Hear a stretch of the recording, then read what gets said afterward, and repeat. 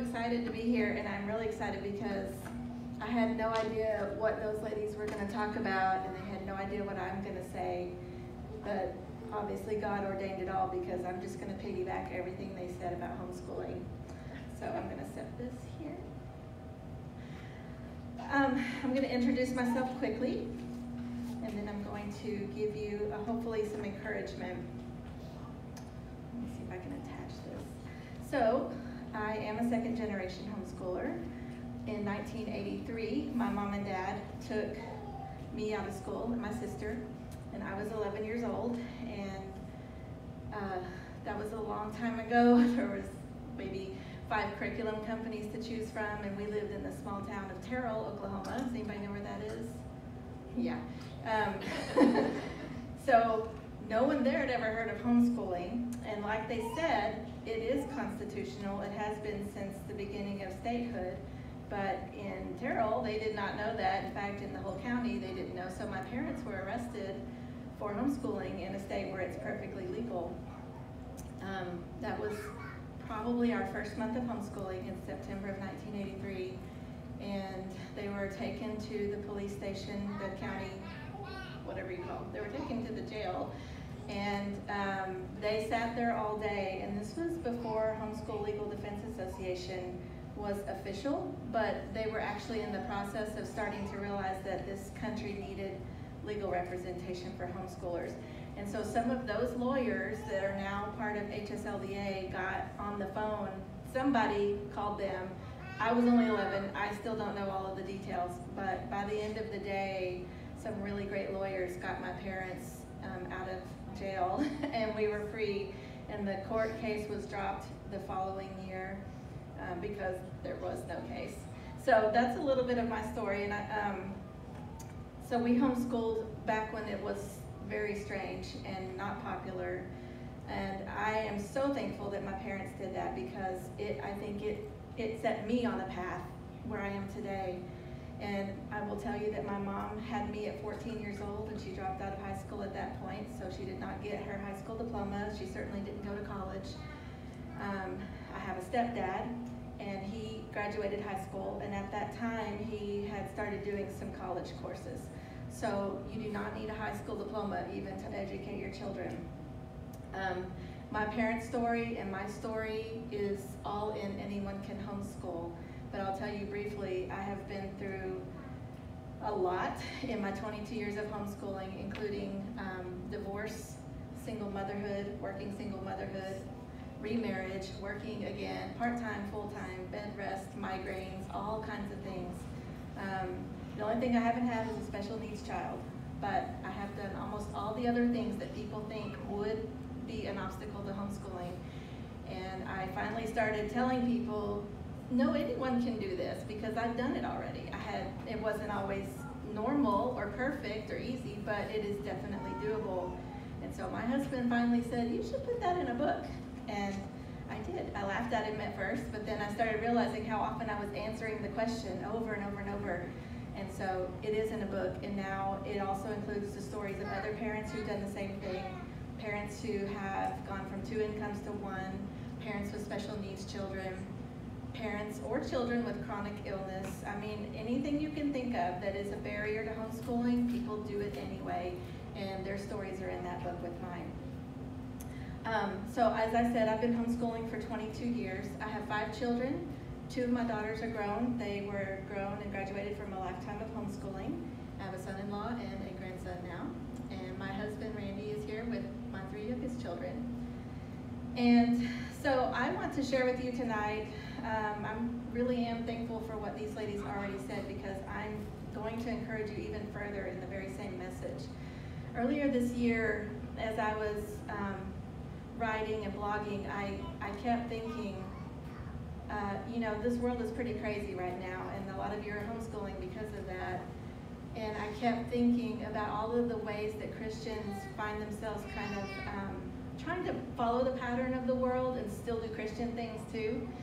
And it's not just in home education, but it's definitely there too. And the scripture from 1 Corinthians 3:19 just kept coming back to me and says the wisdom of this world is foolishness with God. And that has been the theme of my year. And so that is the theme tonight. So I'm going to speak on that directly to home education. So, as you know, the world tells us a lot of things about family that are based on humanism and feminism. They are secular, they are selfish. And a lot of times it's so easy for us to just fall into that because it's the American way also. So even in Christian circles, even in church, and even within home education, we tend to just copy what the world is doing because that's what we've always known. But God has a different way, and he has a much better way. He created man, and then he created woman to be a helper for man. Then he encouraged them to fill the earth and to subdue it, and to be fruitful and multiply. You can see that all of these things so far are already opposite from everything the world tells us. Men are the head of the home, as Christ is head of the church. Women are supposed to look well to the ways of their household, to submit to their husbands, and love their children. This is not the way of the world. Go on any social media and you'll see that. Fathers are to love their children and raise them up in the nurture and admonition of the Lord. Parents are commanded to remind their children about God, just as they quoted from Deuteronomy earlier, to remind them about God, his promises, his law, and his blessings, and to do this when they rise up, when they lie down, when they walk, and when they sit. Children are commanded to honor their parents and obey their parents. These are God's principles. This is God's way, and it is certainly opposite from the world's way. God's ways are accompanied by peace and order and blessing. Now, that's not to say that you will always have peace and always have order and always have blessing, but the scripture tells us over and over that following God's principles and obeying his commands actually does come with a blessing. Proverbs 10:22 says, "The blessings of the Lord make one rich, and he adds no sorrow with it." And so when we follow his plan, we do see blessings. We do see more peace and more order. And we see that in our homes, in our churches, in our children. But the world has convinced a lot of people that God's ways are old-fashioned. They take away your identity. And so when people follow those and step outside any of these commands, you see the results. It's not hard to see. I've seen it all around me. When people choose something besides God's way, there is the opposite of blessing.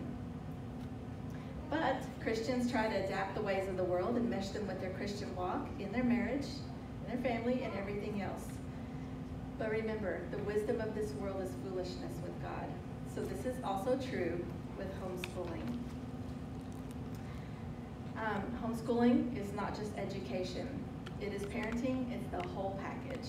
And home education, those lessons are just one part of that day. Because as you know, if you've already been homeschooling, that potty training comes in between all the other things, and laundry, and meals, and feeding a baby, and putting a baby down to nap, and taking kids to lessons. Those are all just being a parent, and home education is that too. It's being a parent, and now you have school books. So as home educators, we often tend to get caught up in the ways of the world and the ways they school in the world. We get caught up in education standards and grade levels. We get caught up in the socialization worry. We dread or worry about high school credits. We compare ourselves with others, and we try to squeeze in as many extracurriculars as we can. None of these are necessarily bad, but keep in mind, almost everything I listed there is a public school mindset, and it's been with us for a century. So it's normal that that's our mindset. It's normal that's the way we think. As I said, I was homeschooled, but I was in public school before that, and I still think this way sometimes. I still think about grades and, what time. I still think of a school year, even though we school year round. I still think that way. So all of you probably do too. You're thinking in terms of what school looks like at the public school. But if you're here tonight, you have already left the public school system, or you're thinking about it. And so I want you to leave it in your mind. Leave it completely. Their way is not your way anymore. So I like the definition of education that they read earlier, and I just want to add to that and say that you need to have a goal and you need to have a vision and you need to write it down. If you have never done that, I want you to do that this week. When you go home, think, well, why are we homeschooling? Just like they asked, why am I even doing this?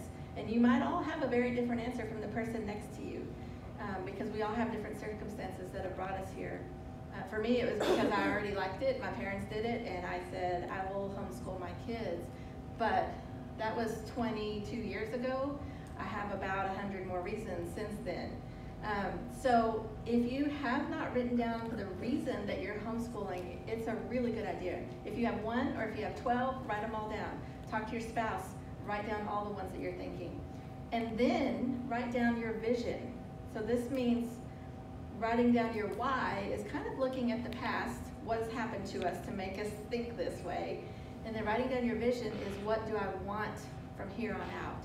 What do I want for my children? What do I want for my grandchildren? We need to think that far ahead. I tell you what, I have a grandson who will be a year old this summer, and it's given me a whole other level of thinking and why. And I'm still buying books for babies, and I don't have babies because now I realize I have a whole new role. So write down a vision that tells you what you want your kids to be, and that doesn't just mean the career that they're going to have, but what kind of person do you want them to be? What kind of Christian do you want them to be? Mother, father, all of those things. That's going to help you shape your vision. And you're probably not going to finish it all in one sitting. So start your vision, keep the paper handy, put it on your refrigerator, and keep adding to it. And I want you to go back to those when you're having a really bad day, because you will have a really bad day at some point. Somebody's going to cry during math. Am I right? People will just be angry or fussy or tired, or you will be tired. Things won't go well every day. And so you're going to need that reminder. You're going to need to know why we're doing this again. And then you need the reminder of the goal. So what makes a person well educated? There's just a few things actually, and you will notice that this is not necessarily all the things that happen at public school. So we're going to make it simple. A person needs to know how to read. If you can read, you can learn anything. If a person only learns to read and they are never formally taught anything else, they still have a whole lot, because they can go to a library, they can get on the internet, and they can learn so much. A person should write and communicate well.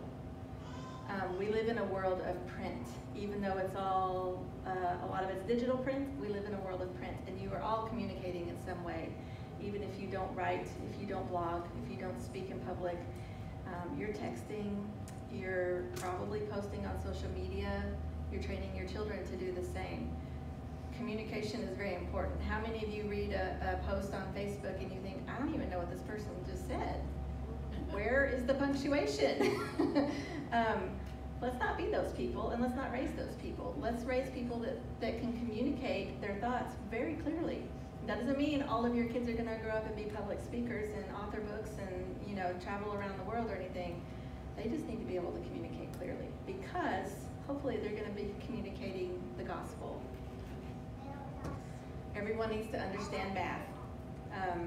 Basic math is, I don't even need to explain that, do I?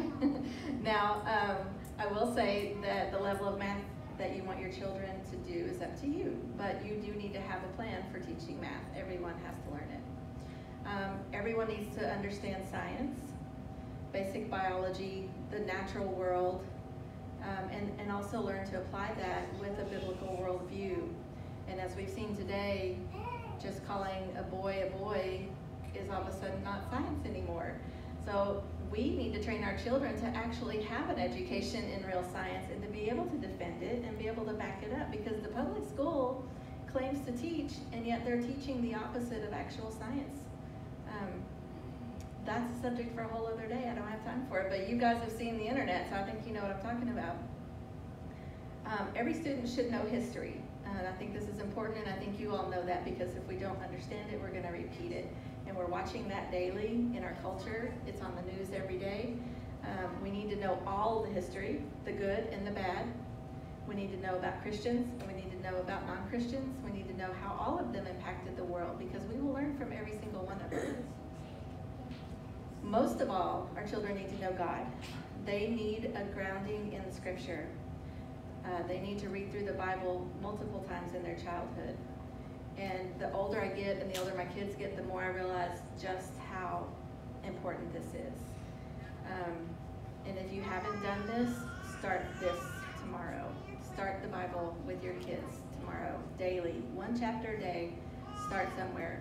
But your children need to know God. They need to see Him in the world. They need to see Him in science and in history and in math. And they need to have that biblical worldview. And I'm just going to talk for a second on this. This is, to me, the most important part of home education, the most important reason we do this, because they are not going to get a biblical education in a public school. And I will tell you, I had 1 year of private school also. The only biblical part of that Christian private school that I attended was the chapel service each morning. There was not actual biblical instruction. It was held in a church, and we had a chapel service, and that is what made it a Christian school. The science was not biblical. It was all still a public school education with more money in a church building. Now, I'm not saying that every private school is that way, but I think you should look closely before you enroll in one, thinking that this is very different than a public school, because oftentimes it's not. A biblical worldview is going to happen at home, and that is the most important reason to homeschool. It should be top priority on your list every day. And I even told my kids, this is not a school subject. This is not school. This is your life. You need to make this a priority. So those are the things that you need to have a well-educated child. And you notice I didn't say you need this K through 12, September through May, 5 days a week, all the time. It's just that these are the goals. There isn't one right way to homeschool. There's not even one right way to parent, but there are some biblical principles to follow. So I want to go back to the things that we worry about most, because we compare what we're doing to the public school system. So first of all, we tend to get caught up in education standards and grade levels. How many of you think about that? What does my child need to know in 6th grade, 2nd grade, 12th grade? What 6th grade math do I do? You know, on and on and on. Well, I have learned that there's no need for grade levels unless you are going to Sunday school for that, you know, certain grades, or a co-op and you have to fit into their system, or if you need to buy a curriculum, but often the grade level isn't everything. So I often say that it doesn't take 12 years to educate a child, and it's true. It does not take 12 years to educate a child, but the system that we have in place is, it's as you know, the public school system it's a government-run program. I guess I don't need to say anything else, because they don't manage anything efficiently in the government. But it grew from one-room schoolhouses with maybe up to 6 or 8 years of school to what we see now, and that is not normal. That's only about 100 years old. So what should you do? Don't worry about the grade levels necessarily, or the education standards. You need to just think about progress, constant progress. Follow a good curriculum and help your child to achieve steady progress. If you have a child that needs to spend 2 years in one math book, that's okay.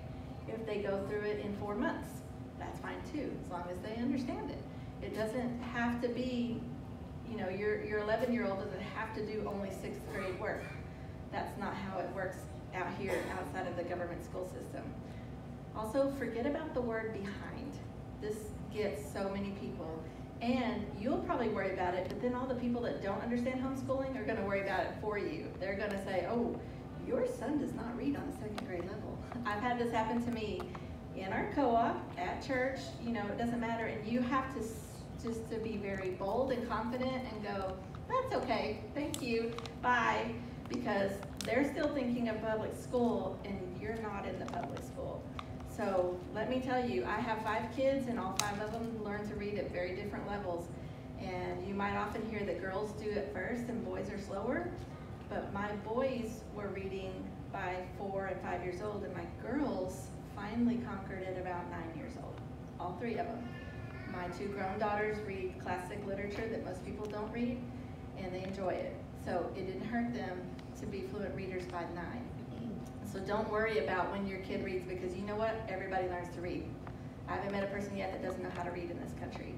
So, and it doesn't matter when they go get a job or go to college, they're not gonna ask you, when did they learn to read? They just need to know that they can.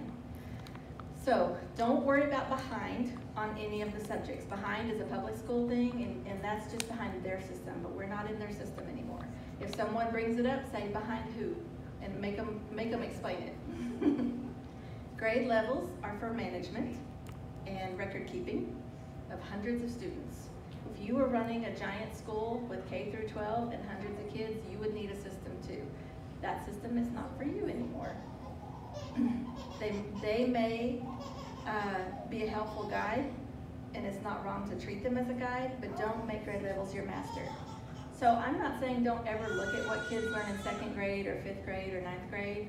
You can use it as a guide, because if you've never taught kids, it's kind of nice to have something to go by. But that doesn't mean your child, who should be this grade because they're this age, needs to learn that thing.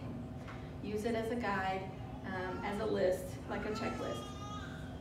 Don't even make state standards and test scores your goal. I don't think you have to test in Oklahoma, do you? I'm in Texas, and we don't have to either. It's great. Texas is also one of the greatest states to homeschool in.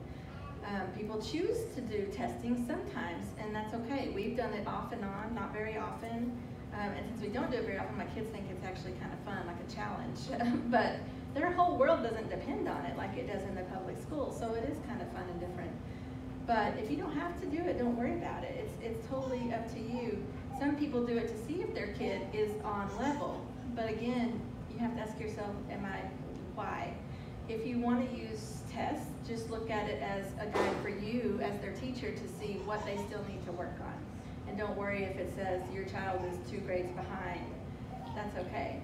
It just tells you what they need to beef up. The second thing that everybody in the world worries about, socialization. And I think if you're homeschooling, you don't worry about it anymore, but the rest of the world worries about it for you, don't they? Everyone is very concerned about your kids' socialization. And as a lifelong homeschooler, I just laugh. I used to laugh. I get pretty tired of it, because I think, who keeps sending out this memo that this is the most important thing? Since 1983, it's the most important thing. But I really want you to think the wisdom of this world is foolishness with God. Keep that in mind. Think about what socialization actually is. It's interacting with other humans inside and outside the home. Do your kids do that? Then you're good.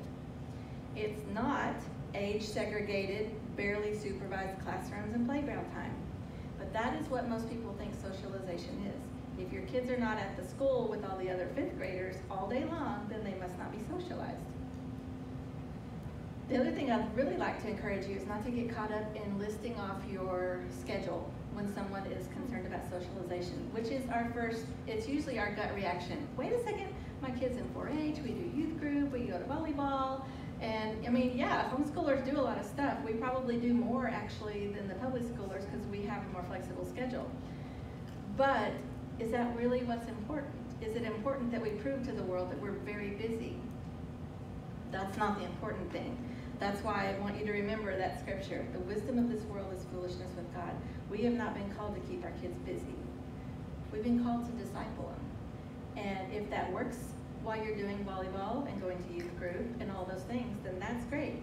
But don't do it to please the world, and don't do it to show off your socialization schedule, because that's not important. And most of those people don't care anyway. They're usually critics. And critics don't always want to hear the truth.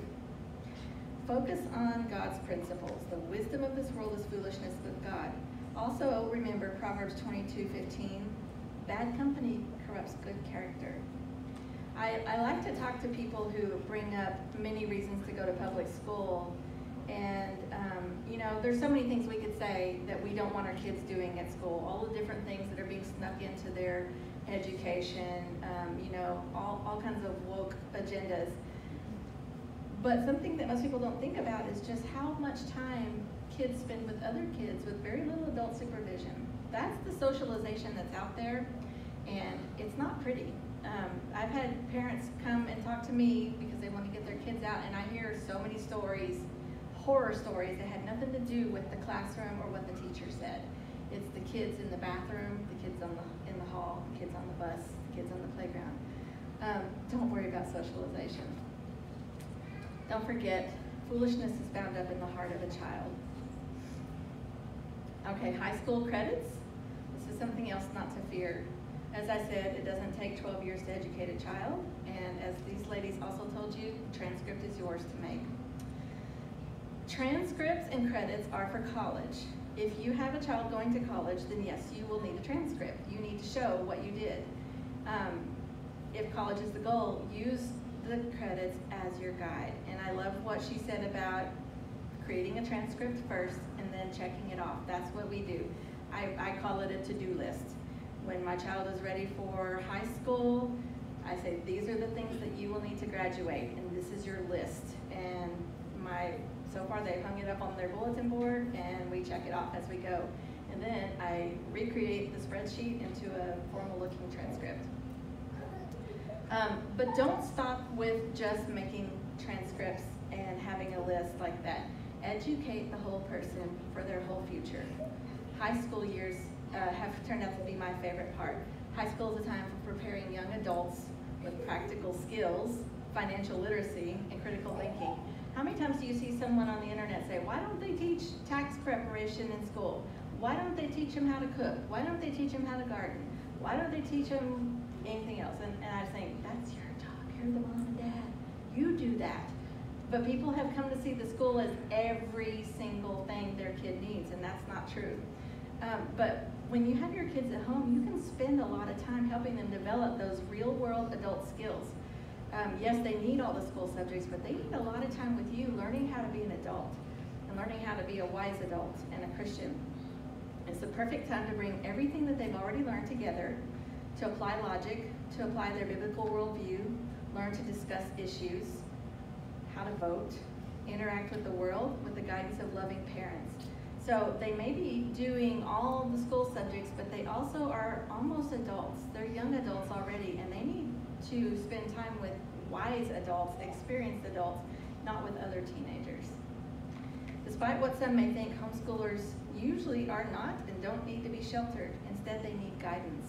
In the teen years, your kids need to understand what's going on in the world, but they need you to guide them through it. They need to know what's happening on the news. They need to see what people on the internet are like, but they need you right next to them to show them how to interact with that and how to discuss it with a biblical worldview and how to pray, how to talk to other people about it, and how to have a debate. There's so many debatable issues out there right now, and your kids need to understand how that works. They're not getting that in a public school, high school.